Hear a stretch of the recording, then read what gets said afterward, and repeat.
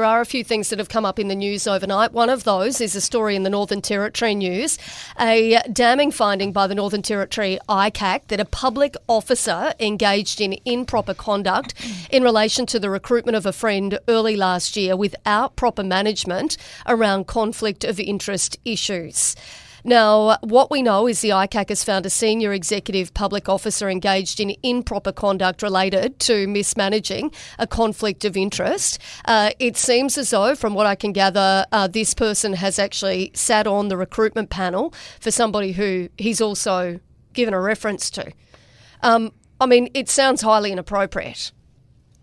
Yeah, look, Katie, it's obviously very disappointing. The ICAC has made their statement late last week around improper conduct in mismanaging a conflict of interest. So I wrote to the CEO of Chief Minister and Cabinet and to the Public Service Commissioner as well. I want to know what type of education and training we're doing at all levels of government, because recruitment is something that is done right across every agency and lots of layers of the agencies. So I'm trying to get a better understanding of what our processes and expectations are and what we can do to further strengthen that to make sure that it obviously doesn't happen again. We saw a situation, as I'm sure you're aware, I'm aware, Matt Cunningham had written about this on the weekend, about the former Children's Commissioner, Colleen Gwynn, being dismissed and going through the absolute ringer, to put it mildly, about a similar situation.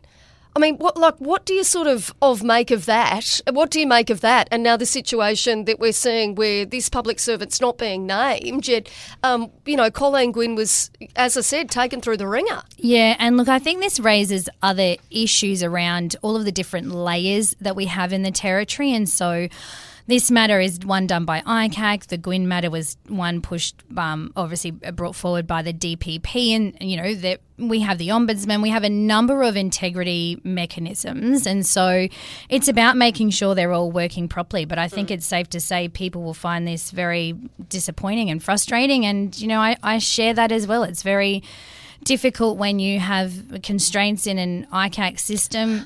Should that person be able to stay in their job? Well, I think at the end of the day, the ICAC has made a decision not to name for various reasons. And so it's clearly about education then going forward to make sure it doesn't happen again.